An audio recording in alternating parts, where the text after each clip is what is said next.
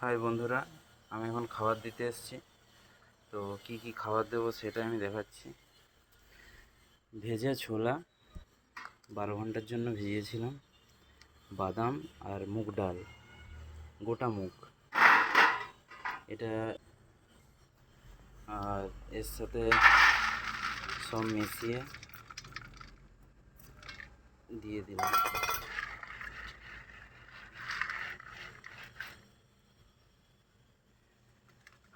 এবার আমি যাচ্ছি খাঁচার ভেতরে চলে এলাম।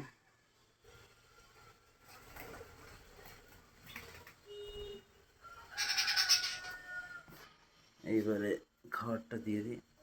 পরিষ্কার আমি 1 সপ্তাহে একবার করি।